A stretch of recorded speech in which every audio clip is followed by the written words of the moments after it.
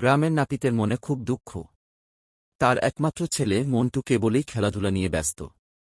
কাজকর্মে যেন তার মন বসে না। বাবার মতো সে মোটেও নাপিতগিরি করতে রাজি নয়। আচ্ছা বাবা, তুই যে কোনো কাজকর্ম করিস না, কিন্তু এভাবে তুই চলবি কি করে? কি হবি তুই বড় হয়ে? আমি কিছুই হব না বাবা। কিছুই হবি না তো খাবি কি? খাওয়ার কিছু না পেলে কি আর করার, হাওয়া খাবো। হাওয়া খেয়ে বাঁচবি কি করে? কেন বাবা, মানুষ তো হাওয়া খেয়ে বাঁচে। হাওয়া খাওয়া বন্ধ হয়ে গেলে মানুষ তো মারা যাবে। তুমি এটা জানো না বাবা? না, তোর সঙ্গে আমি কথায় পারবো না। তুই আমার সাথে বক্তিয়ারি করেই খাবি। নাপিতের মুখে একথা শুনে মন্টু যেন খুশিতে নেচে উঠল। কি বললে বাবা? ইয়ে, পেয়ে গেছি পেয়ে গেছি, আমি পেয়ে গেছি। কি হব তার সমাধান পেয়ে গেছি। কি আবার পেলি তুই? ওই যে তুমি বললে না বক্তিয়ারি করে খাওয়ার কথা। হ্যাঁ বাবা, আমি কথা বেঁচে খাবো। কথা বেছে খাবি মানে? ওসব তো উকিল মোক্তারের কাজ। তুই কি আইন নিয়ে পড়েছিস? আইন পড়িনি তো কি হয়েছে? আমি তো আর আদালতে যাবো নে, আমি যাব হাটে। হাটের মাঝে একটা দোকান দেব, আর সেই দোকানে কথা বেচা কেনা করবো। সত্যি বাপু, তুই আর বড় হলি না। সব কিছু নিয়েই তোর বাড়াবাড়ি। কর, তোর যা খুশি কর।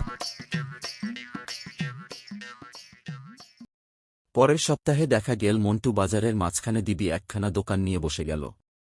আর তাতে মস্ত এক সাইনবোর্ডে লেখা আছে, এখানে সুবুদ্ধি বিক্রয় করা হয়। আর এটা দেখে বাজারে আসা লোকজন হাসাহাসি করতে থাকে। নাপিতে ছেলের মাথায় ভূত চেপেছে, নয়তো বুদ্ধি বেচার হাত দিয়ে বসে কিনা। তাজা বলেছো না দাদা, বুদ্ধি আবার বেচা যায় নাকি?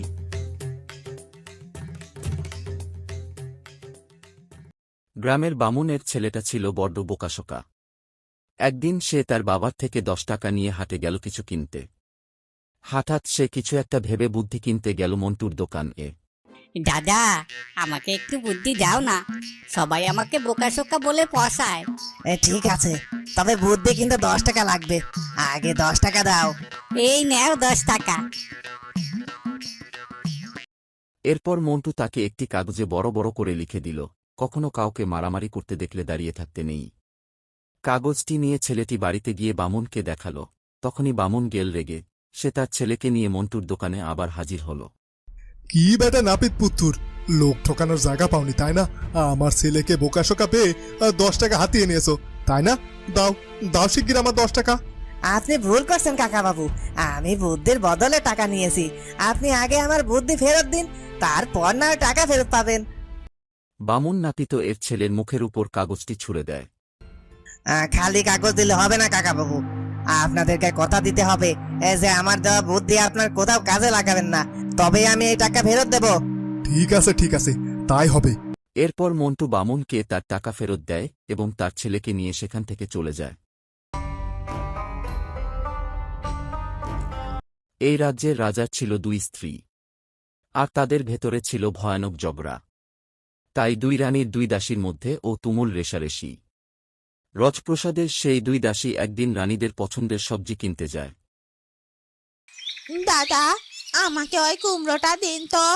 না দাদা, ওটা আমাকে দিন। ছোট রানীমার বড্ড পছন্দ কুমড়োর তরকারি। না দাদা, আমি আগে বলেছি, তাই ওইটা আমাকে দিন। কোথায় বাজারের মধ্যে 2 দাসীর তুমুল ঝগড়া শুরু হয়ে যায়। দাসীদের ঝগড়া দেখে দোকানদার সহ সব মানুষ পালিয়ে গেল। শুধু বাজারের এক কোণে বামুনের বোকা ছেলেটি দাঁড়িয়েছিল।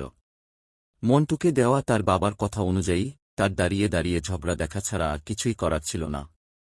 কিছুক্ষণ পর দাসীরা ঝগড়া থামিয়ে বামুনের ছেলের দিকে এগিয়ে আসে। এই যে ভাই, এখানে তো আর কাউকে দেখছে না, তাই আমি তোমাকে সাক্ষী রাখলাম।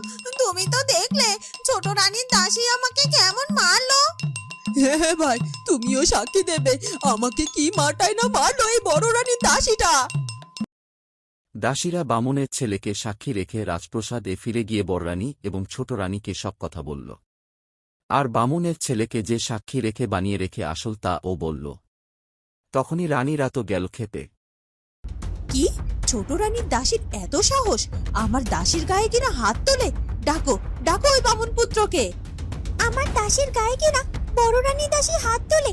এক্ষুনি এক্ষুনি আমি যাব রাজা মশাইয়ের কাছে, আর ওই সাকিকে ডেকে আনার ব্যবস্থা করতে হবে। চলো তো।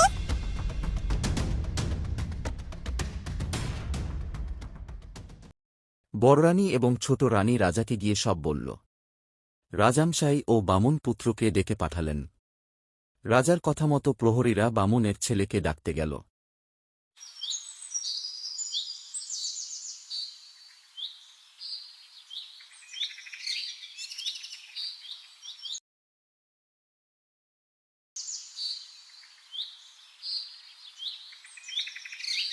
এ কি মহা বিপদে পড়লাম আমি।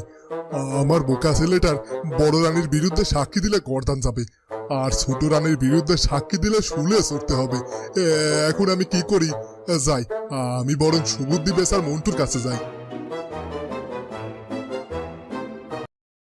বামুন আর কোনো উপায় না পেয়ে শেষমেশ মন্টুর কাছেই যায়। সেখানে গিয়ে মন্টুর কাছে ক্ষমা চেয়ে সব ঘটনা খুলে বলে। তোমার দেওয়া কথা রাখতেছে, এখন আমার ছেলেটার একই দশা হলো বাবা।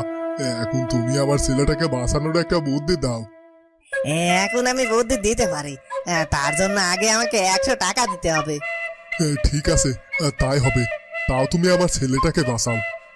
শোনো, তবে তোমার ছেলেকে বলবে কাল সকালে যখন রাজসভায় ডাকা হবে সাক্ষী দিতে, তখন যেন সে পাগলের অভিনয় করে। ব্যাস, তাহলে আর শুলেও চড়তে হবে না, আর গর্দানও কাটা যাবে না কো। পরদিন রাজসভায় ছেলেটি তাই করল। রাজা প্রশ্ন করল, কিন্তু ছেলেটি কোনো জবাব না দিয়ে পাগলের মতো অভিনয় করে যাচ্ছে। রানীরা পাগল ভেবে বামুনের ছেলেকে মুক্তি দিয়ে দিল, কিন্তু তবুও বামুনের মনে শান্তি নেই। এরপর বামুন আবার গেল বুদ্ধি কিনতে মন্টুর দোকানে। বাবা বুদ্ধি সওদাগার, আমার ছেলেটাকে রাজপ্রাসাদে সবাই পাগল বলেই চিনেছে। এখন যদি কোনোভাবে রাজামশাই জানতে পারে আমার ছেলেটা পাগল নয়, তখন আমি শুদ্ধ আমার ছেলের গর্দান নেওয়া হবে গো। দাও দাও আগে 100 টাকা, আমি বুদ্ধি দিচ্ছি। এই নাও, এই নাও তোমার 100 টাকা। শোনো, তবে তোমাকে খোঁজ রাখতে হবে। যেদিন শুনবে রাজার মন ভালো, সেই দিন গিয়ে রাজাকে শুরু থেকে সব ঘটনা খুলে বলবে। রাজা পুরো গল্প শুনে হেসেই ফেলবে। ব্যাস। বামুন বুদ্ধি নিয়ে বাড়ি ফিরে গেল। আর কয়দিনের মধ্যে খবর পেল বড় রানী নাকি পুত্র সন্তান জন্ম দিয়েছে। তাই রাজার মন এখন খুব ভালো। বামুন সুযোগ রাজাকে গিয়ে সবকিছু খুলে বলল। আর সত্যিই রাজা সবকিছু শুনেই হেসেই ফেলল। তা বেশ মজার গল্প শোনালে গো বামুন। যাও, তুমি আর তোমার ছেলে এখন থেকে মুক্ত। কিন্তু এই বেটা নাপিতের ছেলে কিনা বুদ্ধি বেচার দোকান দিয়েছে, তাকে ডাকো একবার রাজপ্রাসাদে, আমিও দেখতে চাই তার ঝোলায় কি কি বুদ্ধি রাখা আছে।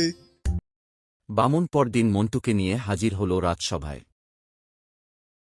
কি বেটা বুদ্ধির সওদাগার, আমার জন্য কি কোনো বুদ্ধি রাখা আছে তোমার ঝোলাতে?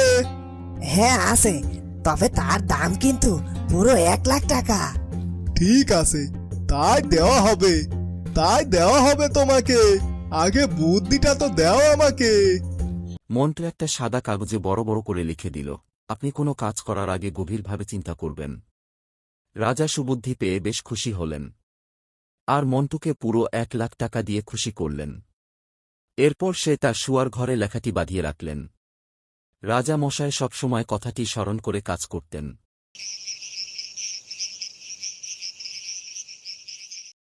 এর কিছুদিন পর রাজার শরীরটা অসুস্থ হয়ে পড়ল। এই তো সুযোগ, এই সুযোগে রাজাকে বিষ খেয়ে মেরে ফেলতে হবে, আর তারপর ওই বড় রানী ও ওই পুত্রকে শুলে চড়াবো, আর আমি একা একাই রাজত্ব করবো এই রাজপ্রাসাদে। একথা বলে ছোট রানী 1 গ্লাস দুধের সাথে বিষ মিশিয়ে রাজাকে খাওয়াতে গেল। এই নিন রাজা মশাই, এই দুধটুকু খেয়ে নিন, এটা আপনার দরকার। ঠিক আছে, দাও। একথা বলে রাজা যখন দুধের গ্লাসটি হাতে নিল, তখনই তার মন্টুর কথাটি মনে পড়লে রাজা হেসে উঠল। এই রে, আমি ধরা পড়ে গেছি মনে হচ্ছে। রাজা মশাই বলার আগে আমি রাজা মশাইয়ের কাছে ক্ষমা চেয়ে নিই, নয়তো আমার আর রক্ষে থাকবে না। ছোট রানী ভয় পেয়ে সব ষড়যন্ত্র স্বীকার করে নিল এবং ক্ষমা চাইল। রাজা মশাই অবাক হয়ে গেল।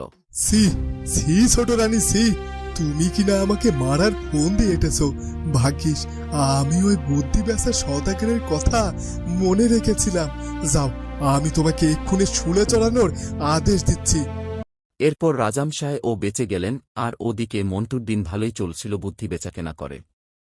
তো বন্ধুরা, কেমন লাগল আজকের এই গল্পটি? যদি ভালো লাগে তাইলে চ্যানেলটি অবশ্যই সাবস্ক্রাইব করে দিও। দেখা হবে নতুন কোনো গল্প নিয়ে, সেই পর্যন্ত ভালো থেকো। ধন্যবাদ।